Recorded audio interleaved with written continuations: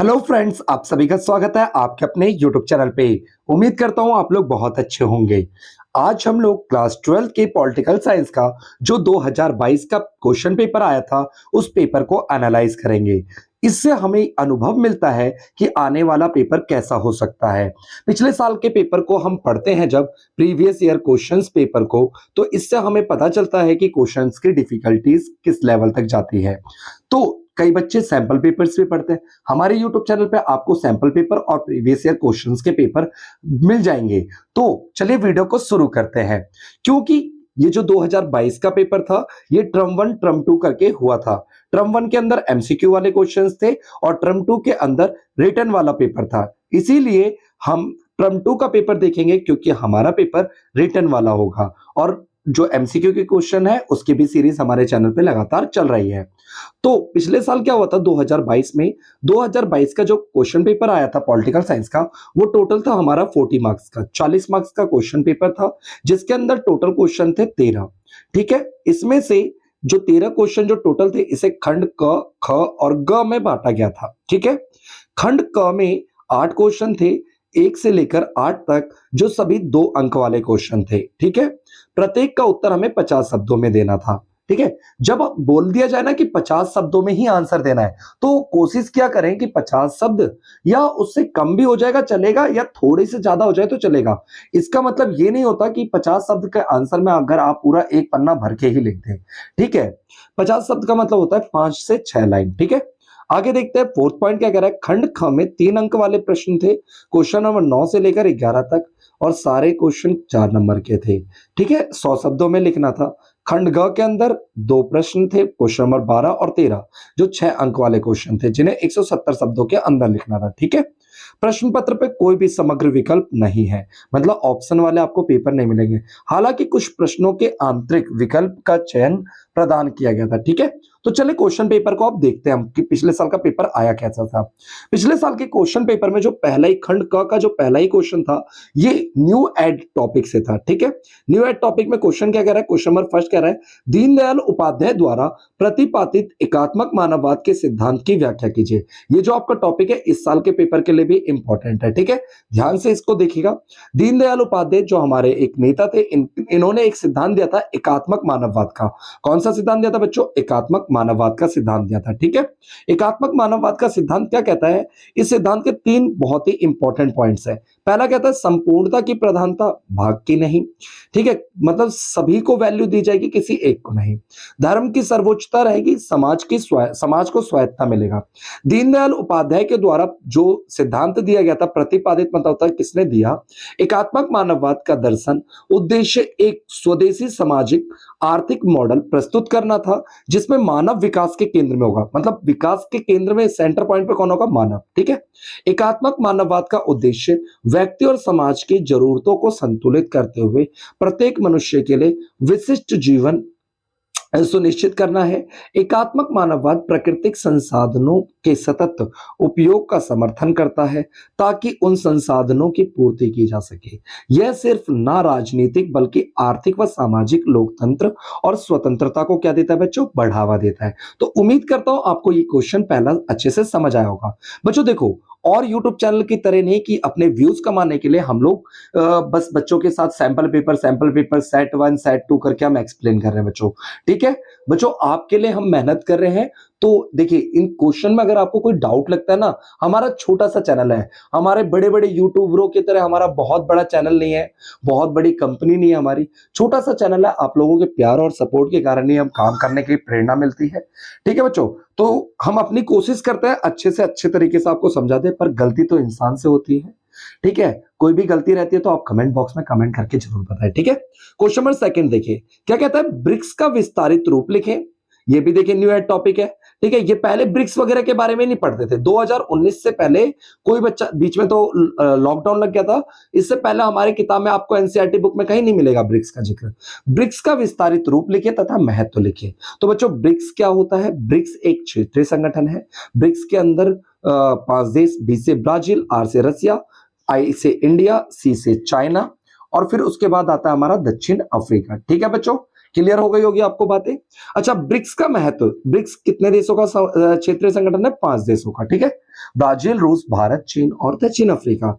BRICS का महत्व, तो देखो बच्चों, ब्रिक्स जो ये 5 देश है ना, ये 5 देश पूरी दुनिया में, दुनिया की लगभग 42% आबादी इन केवल 5 देशों में रहती है। इन 5 देशों का दुनिया के सकल घरेलू उत्पाद जीडीपी में लगभग 23% का योगदान है और विश्व व्यापार में लगभग 90% का हिस्सा है।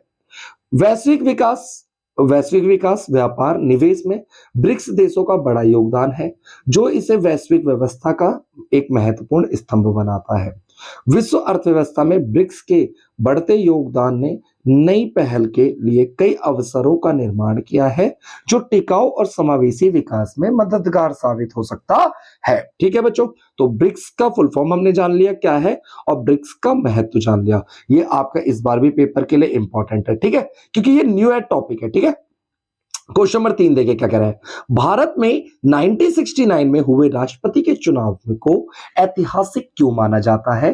कोई 2 कारण उजागर कीजिए। अच्छा देखिए बच्चों, पहले समझिए, भारत में राष्ट्रपति का चुनाव जो हुआ था ना 1969 में, ये हुआ क्यों था ये समझिए।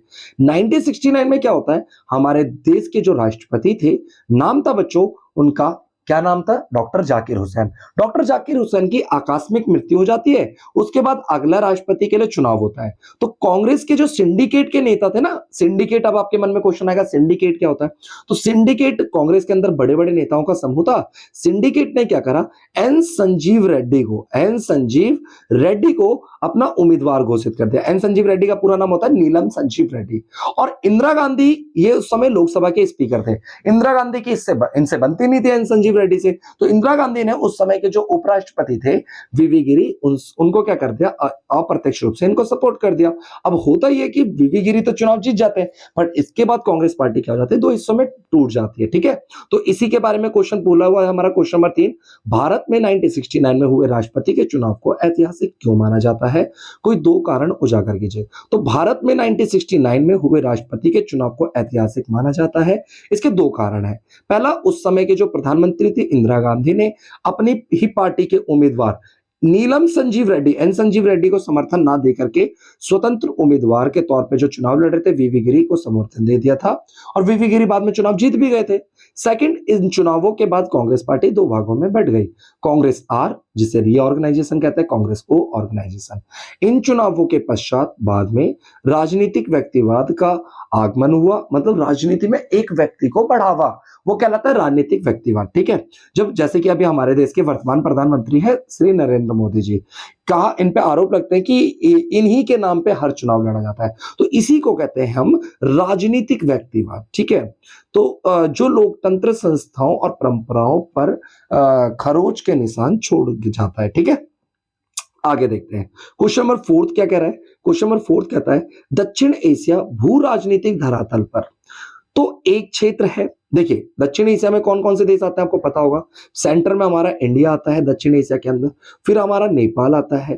ठीक है, दक्षिण एशिया में भारत आता है, पाकिस्तान आता है, नेपाल हो गया हमारा, फिर ये हमारा बांग्लादेश, भूटान हो गया, बांग्लादेश हो गया, श्रीलंका हो गया, मालदीव हो गया। ये 7 देश मिलकर के दक्षिण एशिया का क्षेत्र बनाते हैं। ठीक है, तो क्वेश्चन हमारे मन में ये पड़ता है कि भैया दक्षिण एशिया जो है ना, ये भू राजनीतिक धरातल पर तो एक क्षेत्र है, फिर भी इसमें विविधता विद्यमान है, मतलब अलग अलग वैरायटी इसमें आती है। इस कथन के बारे में बता दें। देखिए इस क्षेत्र में क्या अलग अलग संस्कृति, अलग अलग धर्मों, एक समृद्ध विविधता का घर कहा जाता है। देखिए भारतीय उपमहाद्वीप पर क्या है, दक्षिण एशिया में क्या है, अलग अलग कल्चर मिल जाता है आपको, अलग अलग धर्म मिल जाते हैं, अलग अलग विविधताएं मिल जाती है, इसका एक घर कहा जाता है। फिर भी यह एक भू राजनीतिक स्थान का गठन करता है। इसका कारण यह है कि 5 देशों एक समान इतिहास और नियमित साझा करते हैं। कई मुद्दों पर एक दूसरे के साथ सहकारी प्रतिस्पर्धा का भी संबंध रहता है। जहां पर ये एक जैसा इतिहास है इनका, इसके बावजूद भी ये एक दूसरे के साथ क्या करते हैं, कंपटीशन करते हैं। ठीक है, सेकंड पॉइंट देखते हैं। इस क्षेत्र ने विभिन्न क्षेत्रों में कई महत्वपूर्ण बहुपक्षीय और द्विपक्षीय समझौते भी हुए हैं। देखिए बहुपक्षीय मतलब बहुत सारे देशों ने मिलकर किया है, जैसे दक्षिण एशिया के देशों ने एक समझौता कर रखा है, साफ्टा हो गया हमारा। फिर द्विपक्षीय क्या होता है, 2 देशों के बीच में जो होता है। थर्ड क्वेश्चन क्या है, थर्ड पॉइंट देखिए, दक्षिण एशिया विभिन्न संस्कृतियों और अर्थव्यवस्थाओं का क्षेत्र है जिनमें प्रत्येक की अपनी भूमिका है। फोर्थ पॉइंट क्या कह रहा है, दक्षिण एशिया एक भू राजनीतिक स्थान के रूप में अपेक्षाकृत हाल का विकास है। यह ब्रिटिश साम्राज्य के क्रमिक पतन और उपमहाद्वीप में स्वतंत्र राज्यों और राष्ट्रीय राज्यों के उदय के साथ अस्तित्व में आया है। फिफ्थ पॉइंट है दक्षिण एशिया दुनिया के सबसे विविध क्षेत्रों में से एक है। ठीक है, सबसे ज्यादा वैरायटी पाई जाती है। ये विभिन्न प्रकार की संस्कृतियों, भाषा, व्यंजनों, धर्मों और इस क्षेत्र को बताने वाले लोगों में परिलक्षित भी होती है। ठीक है, क्वेश्चन नंबर 5 देखते हैं बच्चों। क्वेश्चन नंबर 5 का एक देखो, क्वेश्चन नंबर 5 क्या है, इसके ऑप्शन में नहीं है। क्वेश्चन नंबर 5 के अंदर दो क्वेश्चन है, ए और बी, और दोनों में से कोई एक कर सकते हैं आप। ठीक है, अथवा में। तो बच्चों देखो, क्वेश्चन नंबर ए, ये भी न्यू एड टॉपिक से आ गया आपका। न्यू एड टॉपिक बच्चों, मैंने कहा है आप लोगों को, आपकी एनसीईआरटी में न्यू एड टॉपिक नहीं मिलेगा। सीबीएसई के साइट पे सीबीएसई ने अपलोड किया था। ठीक है, न्यू एड टॉपिक को अच्छे से पढ़िए। देखिए क्या कह रहा है न्यू एड टॉपिक, पूंजीवादी व्यक्तिवाद की अवधारणा का विरोध किसने किया और क्यों किया। तो बच्चे, पूंजीवादी व्यक्तिवादी अवधारणा का विरोध दीनदयाल उपाध्याय ने पूंजीवादी व्यक्तिवाद का विरोध किया था।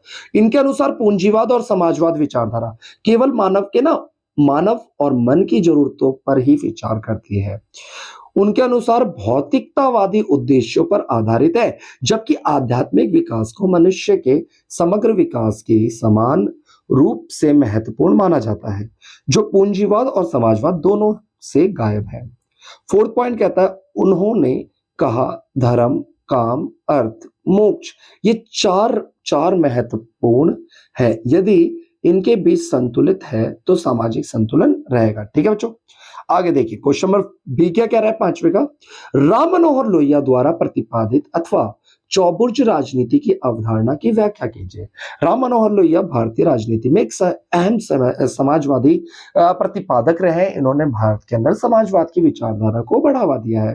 राम मनोहर लोहिया ने चौबुर्ज राजनीति की वकालत की, जिसमें वे राजनीति के साथ साथ समाजवाद के स्तंभों को मानते हैं। केंद्र, देखिए समाजवाद के ना 4 स्तंभ मानते हैं, केंद्र, क्षेत्र, जिला व गांव। ये 4 एक दूसरे से जुड़े हुए हैं। सकारात्मक कार्रवाई पर विचार करते हुए लोहिया ने तर्क दिया कि सकारात्मक कार्रवाई की नीति केवल दलितों के लिए नहीं बल्कि महिलाओं और गैर धार्मिक अल्पसंख्यकों के लिए होनी चाहिए। थर्ड है बच्चों, लोकतांत्रिक समाजवाद और चौबुर्ज राजनीति के आधार पर लोहिया ने सभी राजनीतिक दलों के विलय के प्रयास के रूप में समाजवादी पार्टी का समर्थन किया। लोहिया के अनुसार समाजवादी पार्टी के 3 प्रतीक हैं। पहला कुदाल प्रयास का प्रतीक है, वोट मतदान की शक्ति, जेल बलिदान और इच्छा। ठीक है बच्चों, इसे आप पढ़ भी सकते हैं अच्छे से। अब वेरी वेरी इंपॉर्टेंट टॉपिक है बच्चों, क्वेश्चन नंबर 6, साहबानो केस के फैसले को चुनौती क्यों दी गई थी, स्पष्ट कीजिए। और ये वाला आपका पेपर में आएगा भी, याद रखिएगा, इस साल का टॉपिक है ये। ठीक है, कई बच्चों ने तो मेरे को लगता है ये पढ़ा भी नहीं होगा। साहबानो मुकदमा केस, यह मुकदमा मुस्लिम महिलाओं के अधिकारों और स्वतंत्रता के संघर्ष में मील के पत्थर साबित हुआ। फैसले के खिलाफ उठाए गए 3 मुद्दे देखिए। पहला तो दंड प्रक्रिया संहिता की जो धारा है ना, हमारी आईपीसी की धारा 125, उसमें भाई उसका संबंध मुसलमानों से है या नहीं, ये क्वेश्चन उठा इस केस में। तलाक पर पति के द्वारा दी गई मेहर की राशि पति को छुड़ाने के लिए पर्याप्त है और पति पत्नी का भरण पोषण करने के लिए उत्तरदायी है या नहीं।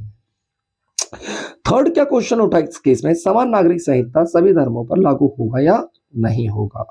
ठीक है, क्वेश्चन नंबर 7 देखिए बच्चों, यूरोपीय संघ के किन्हीं 4 सदस्यों के नाम लिखिए। यूरोपीय संघ के 4 सदस्य कौन कौन से हैं, फ्रांस है, जर्मनी है, इटली है और स्पेन है। ठीक है, ये 4 सदस्य है वर्तमान में।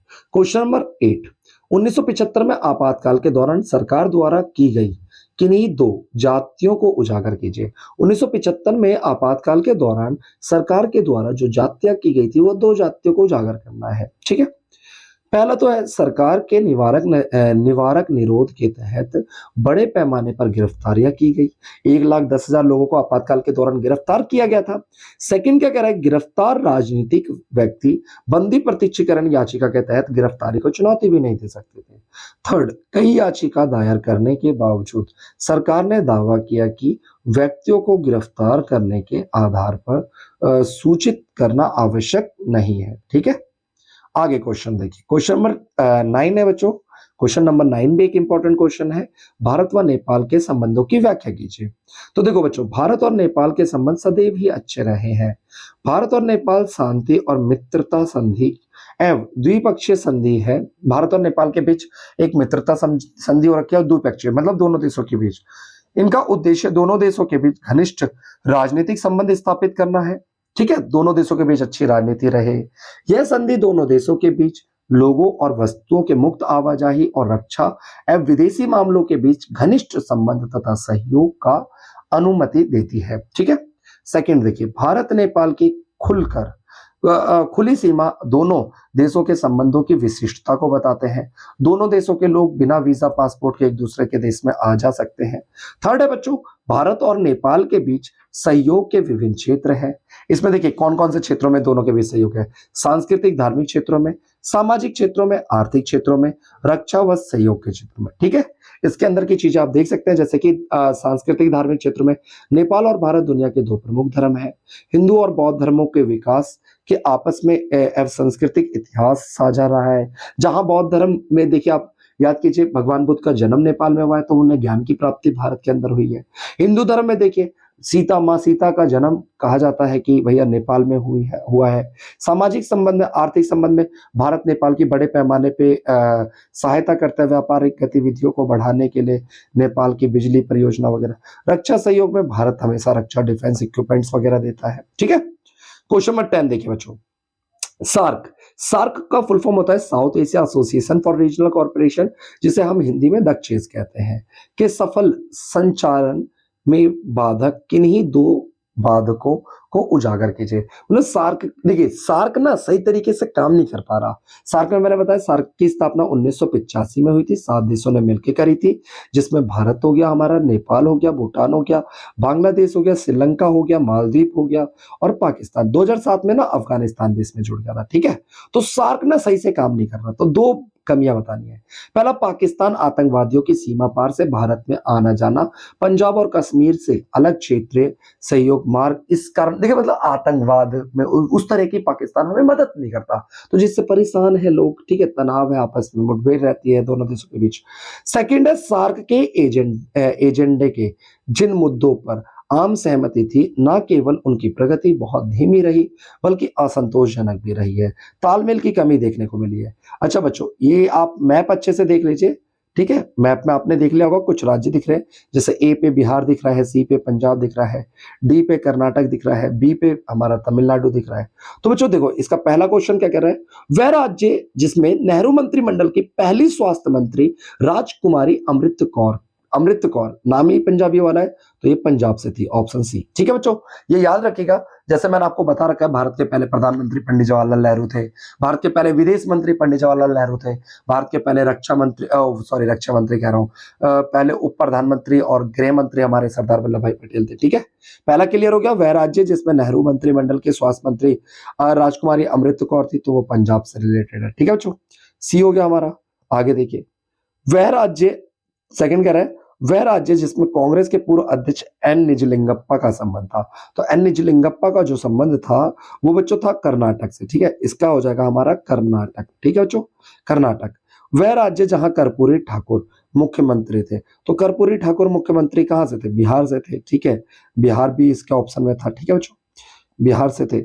वह राज्य जिससे राजनीतिक पार्टी डीएमके का संबंध है, डीएमके का संबंध तमिलनाडु से। किससे था वो, तमिलनाडु से। ठीक है, आगे क्लियर हो गया।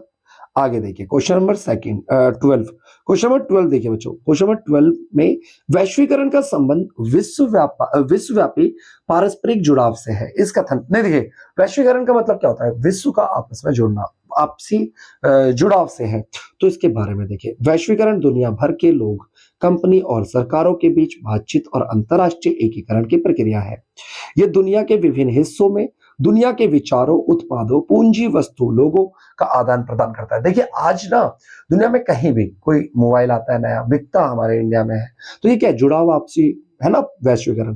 पूंजी को कहीं से एक देश से कहीं भी आसानी से दूसरे देश भेज दो, लोगों का आवागमन रहता है, तो ये वैश्वीकरण के कारण ही है। ठीक है, आगे, वैश्वीकरण मूल रूप से दुनिया के एक हिस्से का दूसरे हिस्से पर पड़ने वाले विचारों का प्रभाव है, वस्तु का आवागमन है। प्रमुख कारक विश्वव्यापी अंतर संबंध जो कि इन निरंतर प्रभावों के परिणाम स्वरूप निर्मित होता है। ठीक है। क्वेश्चन नंबर बी देखिए, वैश्वीकरण ने प्रौद्योगिकी की भूमिका। देखिए, टेलीफोन, टेलीग्राफ, माइक्रोचिप के आने से, आविष्कार होने से संचार क्रांति बढ़ी है, लोगों का जुड़ाव बढ़ा है, विचारों का, पूंजी का, वस्तु का। आज मैं आपसे जुड़ पा रहा हूँ किस कारण? भाई टेलीफोन, इंटरनेट के कारण ही जुड़ पा रहा हूँ, है ना? तो प्रौद्योगिकी ने तो कहीं ना कहीं चीजें दुनिया को बदली ही है। ठीक है। क्वेश्चन नंबर 13 देखिए बच्चों। क्वेश्चन नंबर 13 कह रहा है, 1989 के बाद भारतीय राजनीति को बहुदलीय गठबंधन प्रणाली की ओर ले जाने वाले किन्हीं 3 कारकों का उजागर कीजिए। मतलब 1989 के बाद, देखिए 1989 के बाद कौन कौन से चुनाव हुए थे एक बार देख लीजिए।